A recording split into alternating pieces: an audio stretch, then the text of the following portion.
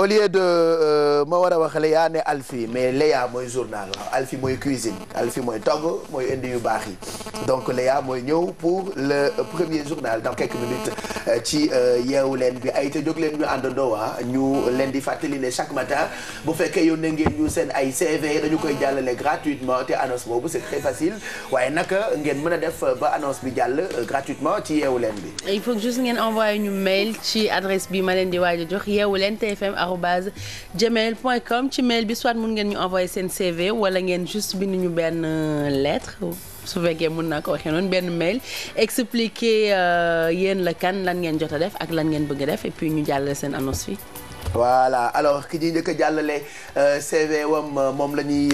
wax léegi nii muy Soxna Diagne merci tonton Mac alors Soxna Diagne dernier diplôme juin 2012 master 2 en marketing organisation expérience professionnelle stagiaire agent commercial à l'Office national de l'assainissement du Sénégal juillet-novembre 2012 stagiaire à la direction administration des ventes assistante à la Société africaine de raffinage août 2013 contractuelle au département achat et approvisionnement à la Société africaine de raffinage 19 novembre 31 décembre 2013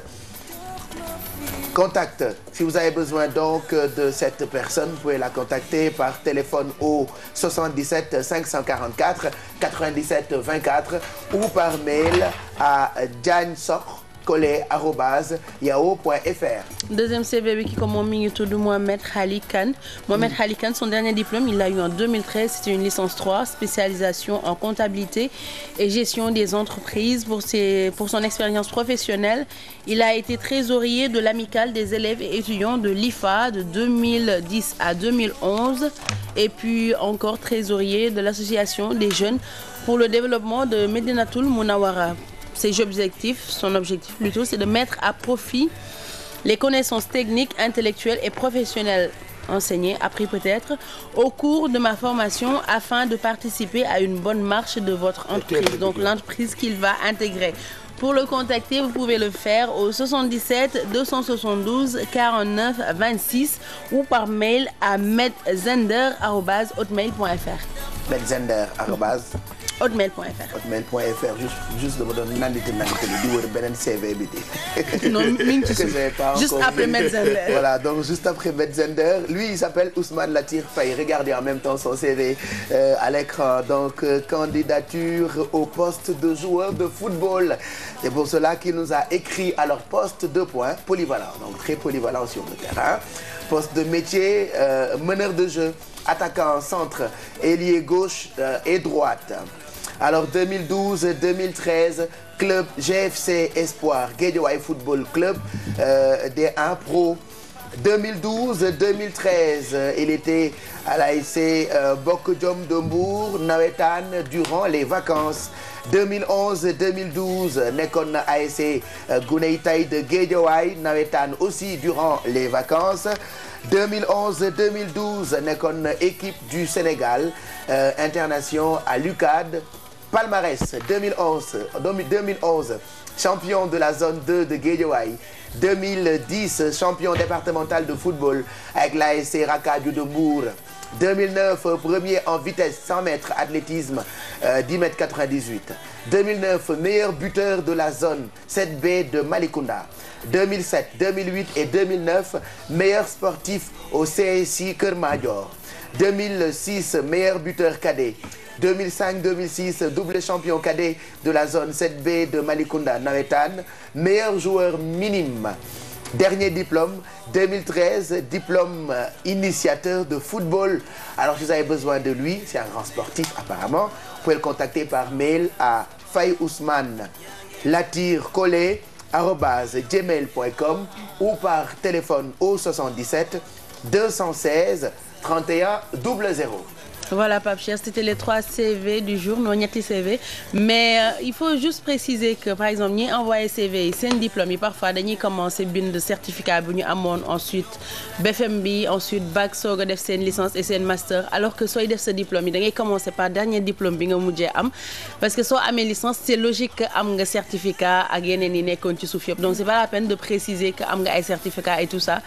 C'est vrai que c'est des diplômes mais bon ci côté entreprise diplôme yi ñuy considéré mooy licence master et doctorat wala ay BST des choses comme ça bu fekkee da ngeen di envoyer seen ay diplômes commencez leen par dernier diplôme yi ngeen jot a am même expérience yi dernière expérience yi ngeen di teg ci kaw ngeen soog a wàccee yi ngeen mujjee def voilà. Voilà en tout cas bonne chance à tous ah li ñuy faral di wax rek nii la réussite n'est qu'au bout de l'effort li ñu bëgg bu ngeen gisee séquence bi dañu tuddee jóg job xale bu ci am jom bu seetaanee ñu bind ko ci télé bi noonu. jóg joobi parce que loolu rek la ñu bëgg donc jóg leen ngeen joobi ndaxte soxla bu teew ay nelaw faju ko alors dans quelques minutes wala sax dans une minute ñu àndandoo ak rédaction bi ci journal bu njëkk bi tey mardi 24 juin 2014 puisqu'il est 7h30 mais en attendant ñu jox leen une bu l'observateur tu sais depuis un bon bout de temps on parle des réseaux sociaux ak tendance bi ñu am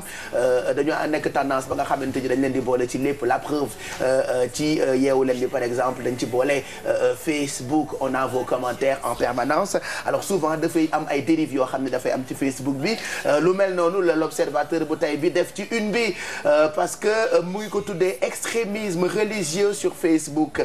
l'agent des impôts réclame la destruction des tombeaux de tous les ascendants des actuels khalifes généraux. wax na ci lu graaw ba ñu jàpp ko alors Ismaïla Diallo arrêté par la DIC exige la mort du professeur Sankaré. Il est poursuivi pour acte de nature à compromettre la sécurité publique ou occasionner des troubles politiques graves. Je n'ai aucune Kalachnikov, j'ai agi sous le coup de la colère. C'est-à-dire, il faisait des commentaires extrêmes sur Facebook. Il a été arrêté. Ce qui s'est passé, peut-être mën ngeen ko fekk ci l'observateur bu tey bi. Et puis local 2014, encore beaucoup de violence avec bagarre entre deux têtes de liste à Kër xaw ma fan c'est mal écrit ou je vois pas bien alors Alsane Ngom xam nga moom ravin moom nag benn bët bi la ñu toj un œil il perd un œil et se retrouve à la gendarmerie ci violence bi am ci local yi nga xamante ni actuellement ñoo ngi ci et puis wax nañu itam ci mondial 2014 bi Soro Guillaume promet 32 millions de francs CFA à chaque éléphant en cas de qualification donc c'est ce que promet le président ivoirien à chaque joueur si toutefois l'équipe qualifie et puis scandale sexuel à la clinique Rahma de Mermoz le responsable